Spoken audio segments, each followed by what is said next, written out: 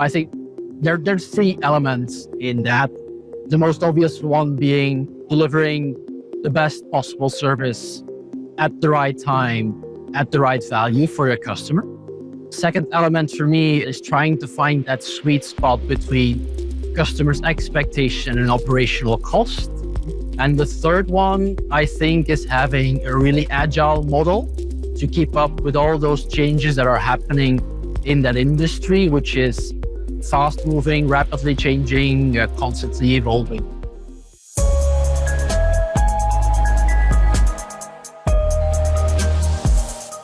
Hello, welcome to the Unscripted podcast, where you'll find discussions on what matters most in service, leadership, and business transformation. I'm your host, Sarah Nicastro. Let's jump in. All right, so welcome to the Unscripted podcast. I'm your host, Sarah Nicastro, and we are here at Future of Field Service Live at IFS Unleashed in Orlando. I'm excited to be here today with Steven van Eyck, Center of Excellence Lead for Field Service at Proximus. And we're going to be talking about the facets of field service excellence at Proximus. So, Steven, welcome to the podcast. Thank you. Good to be here. Thanks for hanging out with me for a bit while you're in Orlando. So, we're going to talk through a number of things today related to this topic, how we define what field service excellence is, the different areas we need to examine when we are working toward field service excellence, and much more. But before we get into that, can you just tell everyone a little bit more about yourself, your role, what the company does, and anything else you want to share? Okay. So I'm Steven. I'm 44, from Belgium. Been with Proximus for 24 years now, which is quite a while.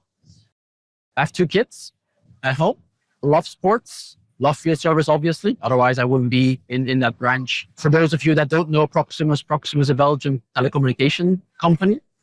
We do about everything a telco is doing for B2B, B2C, B2B2X. We build our network, mobile and fixed. We deliver services to the customer, on-site remote services. And my role in all of this is trying to understand how we should be doing field service, how we want to be doing field service, how we are actually doing field service, and how our tooling, our systems, our technology should best support those field service activities. In a nutshell. In a nutshell. Great. All right. So we're talking about field service excellence. Let's start with a really important question, which is, how do you define that? Okay. Well, I think there's 3 elements in that. The most obvious one being delivering the best possible service at the right time, at the right value for your customer. Second element for me is trying to find that sweet spot between customers' expectation and operational cost.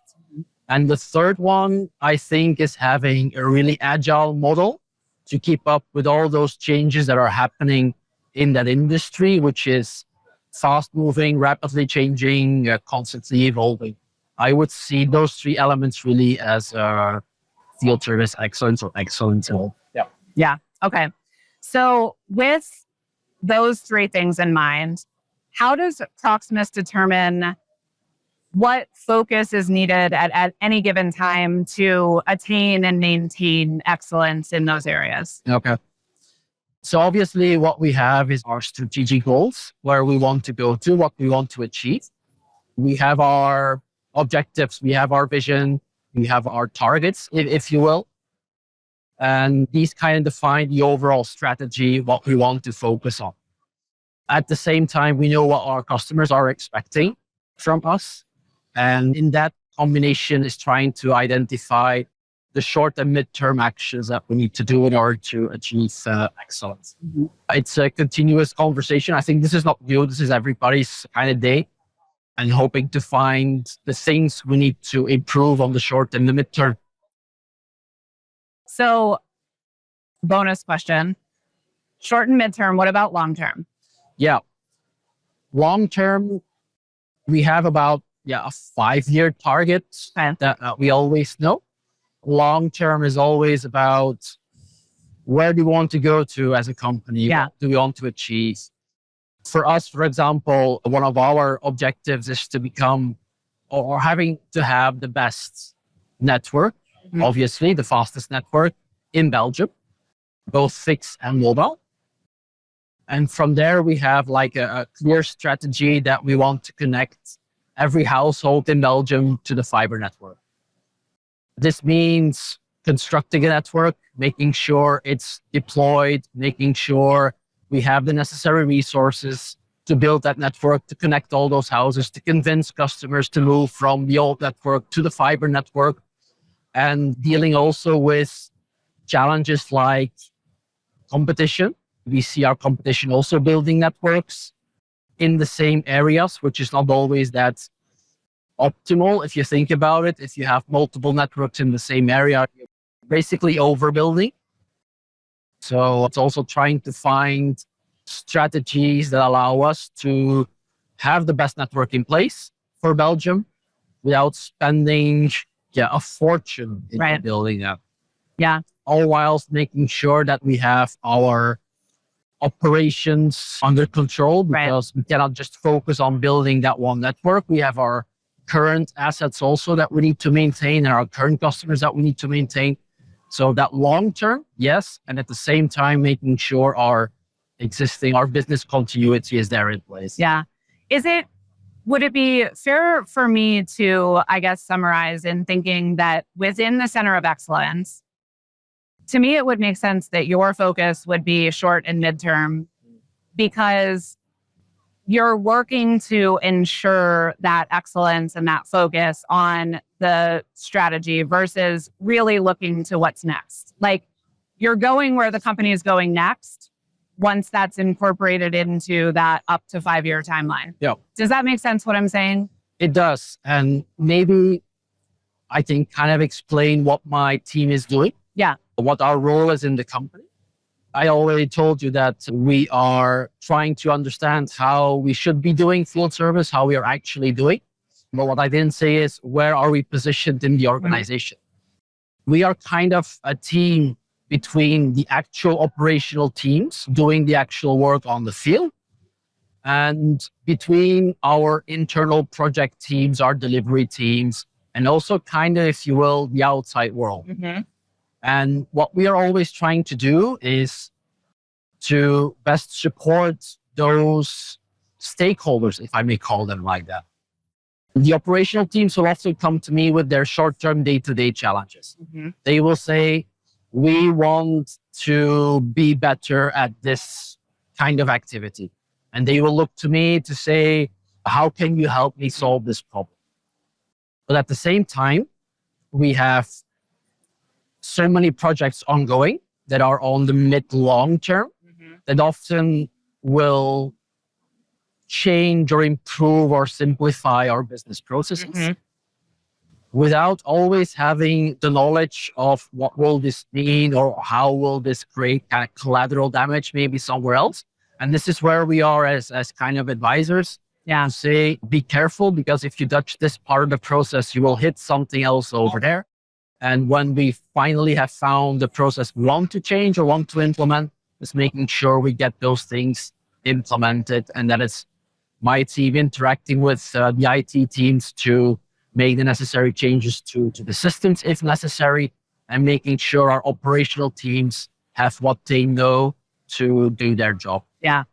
So we're really in between those teams. And this position you're in between the business and IT, right? Yeah. This is sort of like a long historied relationship between the two. Who owns the power? Who makes the decisions? Who knows best what the company needs, et cetera, et cetera.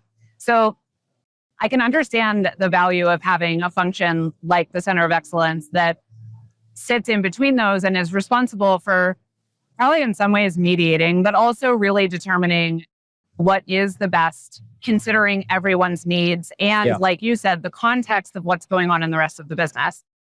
So what would you say in your situation? You're kind of serving as the function to be that bridge. In a lot of organizations, they're trying to figure out what that relationship should look like between the two functions. And I guess whichever model you're using, like, do you have thoughts or advice on what makes that working relationship a more positive one, or what are the big challenges to avoid to kind of eliminate that friction that I think you hear about and has existed for a long time? Okay.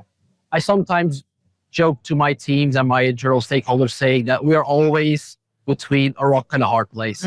Because to the operational teams, we are often too theoretic because we approach the problem from a process theoretical point of view, but we are not actually operational people. So they will say, what do you really know about field service, right?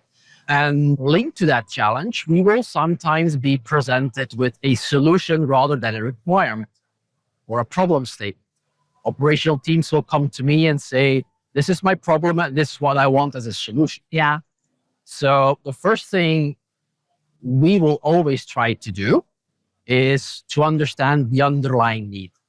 So we won't give directly into that solution proposal. We will always ask, why do you want this? Right. What is your underlying requirement? What do you really want to solve? What is actually your problem?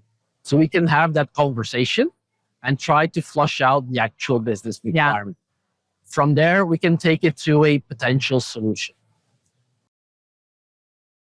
We were talking before about the complexity in all of this. And we also are facing that complexity where we always want a solution for every type of scenario. We hardly ever want to say no to anything. This means that in terms of finding standard solutions or generic solutions, it's often a challenge because not everything fits with one generic approach. You always will get exceptions, or you always will get variations or deviations on your ideal process to serve that one particular case that only happens from every now and then. So this is one challenge I'm constantly facing, that discussion with our operational teams, always trying to find the best way of solving a problem without necessarily going to a new solution. And towards the IT teams, it's kind of the same. We are helping our business teams trying to figure out solutions to their needs without necessarily going to new stuff or new developments or customizations, if I can use that word. And I have a lot of discussions also with my IT colleagues, trying to find the best way to solve certain or to turn the requirements around into workable solutions. And we need to be there always to inject that business context and explain to them why we need to do certain ways. And then to take that solution back to our operational team. So we always kind of like in between these two worlds. And it is interesting and challenging at the same time. Yeah. It sounds like a tough spot to be in sometimes. I would say it's an interesting spot to be in. Yeah. A very dynamic spot to be in. It's challenging and interesting. The skills I think that you need to be in that position is not only hard skills that you need, you also need decent soft skills to be able to deal with that ambiguity, to flush out that conversation, and also often go into dialogue and say, often for the first time, no to the initial proposal and really engage in that conversation. So dealing with ambiguity is really a must in our case. But I think to your point, one of the things you said that I took note of is seeking first to understand, right? So I think when you do that, it earns you the right then to push back, right? I think being in the position you're in, you would have a much harder time if you weren't genuinely looking to understand the root need first and then saying maybe no to the initial suggestion. Even if you already know that initial suggestion is not ultimately what's going to work, that idea of just shutting someone down before hearing them out and fully understanding what it is that they need. I mean, that is a very important communication skill, right, in this whole thing. So you mentioned that obviously technology plays a huge role in this ongoing continuum of field service excellence, right? Yeah. But you also mentioned understanding in each given situation if there really is a need or a requirement for something new, or if there is an existing solution that can be leveraged in some way to solve that problem or meet that need. How do you determine that? And then I would also imagine that at any given time, there's different priorities, different needs, different issues at play. So how do you prioritize the investment? Okay. Time is always the number one challenge, especially when you're dealing with the operational teams. They want the solution right here, right now. They don't want to wait for next month or next 3 months. They want something now. So I think if you have the possibility to leverage something existing, you should. They will always be happy. It might also be that their initial suggestion is a good one and needs to just rapidly go to an implementation. So that's the thing. If there is nothing that can be leveraged to fulfill the request, that we have to go to something new, the prioritization aspect is really important because there will always be more requests than there are resources to fulfill those requests. So what works for me is really to understand the company's priorities. Where do we want to land in the end? Right. And if I can relate that request to one of those objectives or key priorities, it will give me more possibility to go and find a sponsor or somebody with resources to fulfill that need. Yeah. And that's also understanding those priorities then is also where the long term, in addition to the short term and the midterm, comes into play, right? Because you want to be able to keep that in mind. Exactly. And what I find very positive about Proximus is that we have a very transparent way of communicating those objectives and those key results to the actually all the employees. Every 3 months, there is a big info session that's done to make sure that everybody is kind of aligned to what we are hoping to achieve in 5 years from now, in 1 year from now, 3 months from now. So we can use that in our day-to-day decisions. It is a good tool to have. It's not always the answer my internal stakeholder is hoping to get, especially when there is a no coming back. So that's I have to give you credit because you remembered the second question and you just went right into it. So perfect. It was great. So we talked a little bit about the technology piece. I want to talk about process optimization, right? And how that factors into the quest for field service excellence. Yeah. So how do you look at that? How often do you look at that? How do you determine maybe when someone's coming to you with a problem, okay, well, is this problem because we need a new system, or is it because the process is no longer effective for the way the business has changed, et cetera? Yeah. My point of view, and point of view shared by many of my colleagues, but not all, I have to be transparent in that, is that process documentation is important. I would say even very important. And as Proximus, we are sometimes very tool oriented. We have a problem, we need a solution, it's a tool, and that we will get the problem solved. And for every scenario, there is some solution we can put in place. What we have seen as a result of that is that we have a standard process and a lot of deviations and variations on that standard process, which is understandable. If you have a broad business and a fast moving business, you get those. But it's equally important to have those on file so you can always find ways to simplify and to go to that standardization of processes, because too many deviations and too many variations is ultimately not good, but there's great complexity in your overall company. So we are putting in quite some time documenting the processes. It helps to understand how we are supposed to be doing field service. In my case, we can leverage also technology like process mining to actually see how it is really happening. Right. To from there flush out the deviations and the variations. And this will allow us to start building actions to get those deviations out and move more to standardization. Yeah. So it's really important to have that. It creates a knowledge base also that we can use in in a lot of projects. Yeah. Knowledge is often in the heads of people. Not everybody is always available to help with projects. So having those informations on record, on file, really helps to deal with a lot of stuff at the same time. Yeah.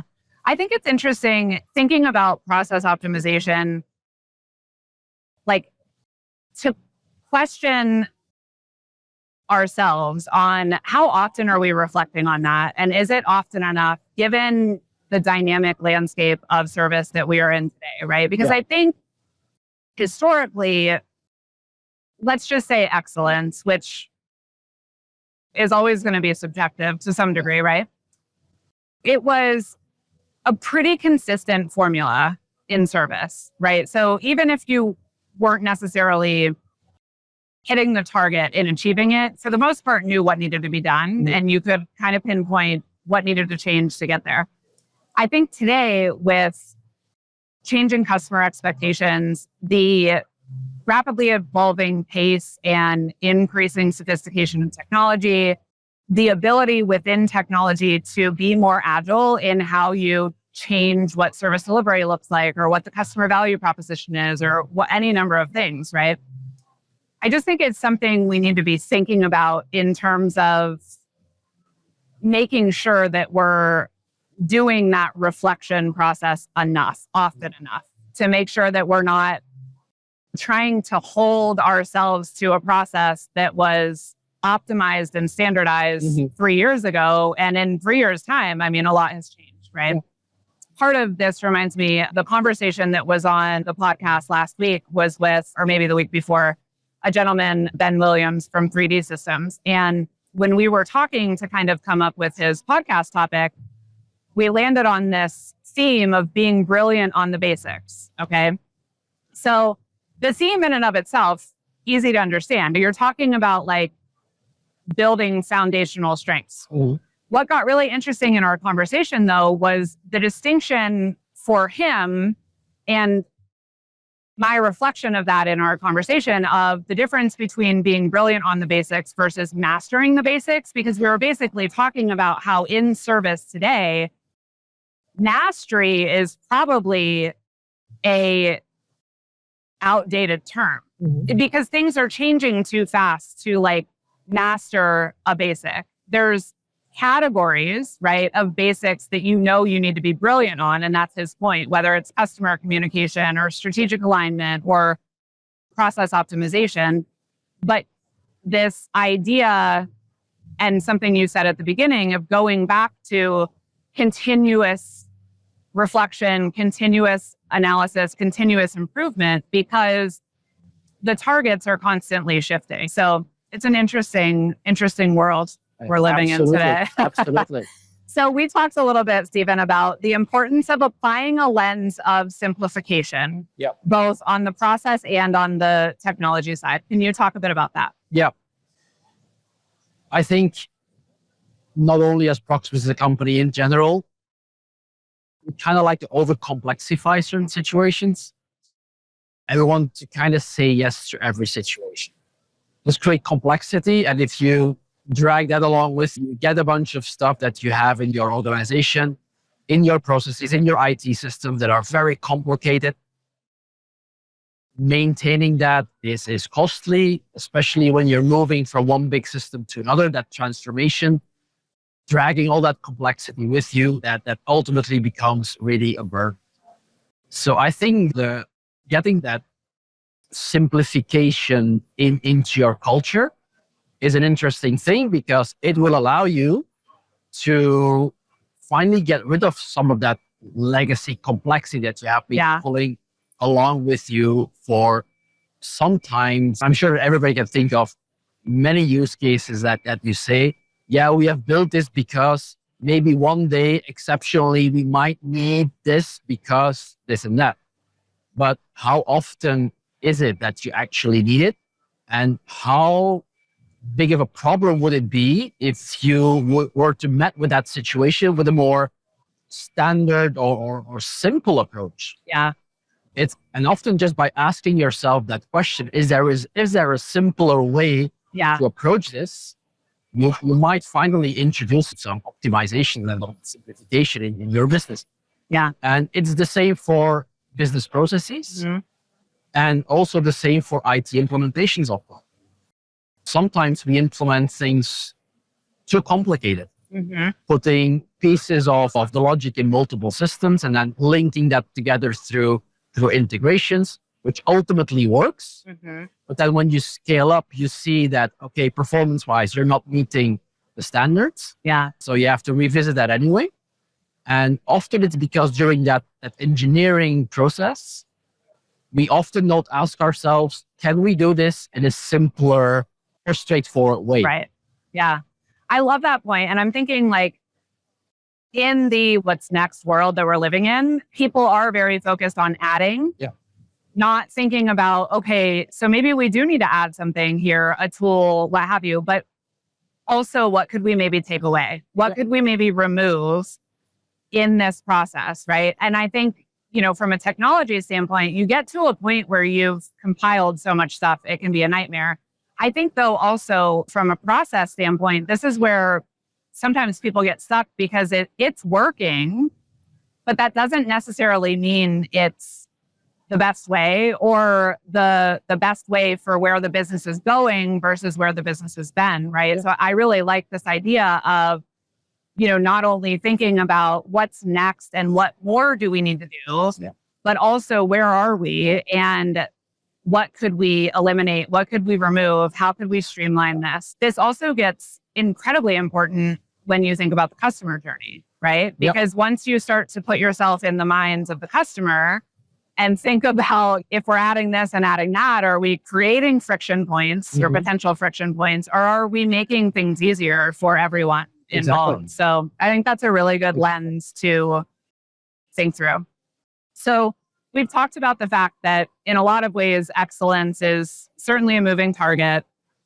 You're continuously looking at what needs to change, where do we need to optimize, where do we need to add, et cetera, where do we need to streamline?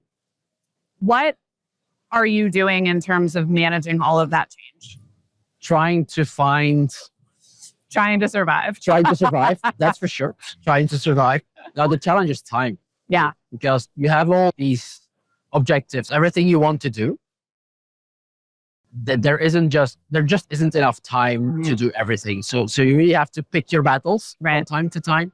What I'm trying to tell my team also is always to keep that in the back of your minds. If you see opportunities to simplify, just go for it. And always ask that question. In every interaction you have, always ask the question. Can we do it simpler? Can we do it easier? And the more early pop the question, the higher I think the chances are that you will get it clean and lean first time right. Yeah. And that's sometimes where I think the agile way of working is sometimes working against us, because with agile, it's like getting stuff out quickly, try fast, fail fast. Yeah. But you don't spend enough time, in my opinion, on thinking about the next run, or there is no time. You just want to get it out very quickly. And sometimes you end up putting a quick and dirty solution in production that is there to stay for a long, long time. Because redoing that, there is often no time or no resources to make it better. We often have the discussion with the IT teams, also have a huge backlog of technical depth that they just can't work through because there is always, like you say, the next thing. So that's what I'm trying to achieve. Yeah. It's not always easy, but if I need to take a priority point, it would be that. Yeah. Making sure we get the simplification dialogue going as soon as possible, as early as possible. Yeah. I think there's two things that you've said in this session that I think are very relevant to this point. And maybe I'm stating the obvious. I mean, I've probably been guilty of that as much as asking two questions at once, but I do so because I think there are points that are worth reflecting on, right? There's two things you've said that I think have an incredible impact on an organization's appetite for change. One is you are seeking to understand. So just keeping that lens in mind of you're not just pushing change or orders to people, you are taking the time to listen. Doesn't mean you're going to give them the answer they want to hear. It doesn't necessarily change the outcome. What it does, though, is make them feel respected and appreciated and that they have a voice. And I think in change management, that's crucial.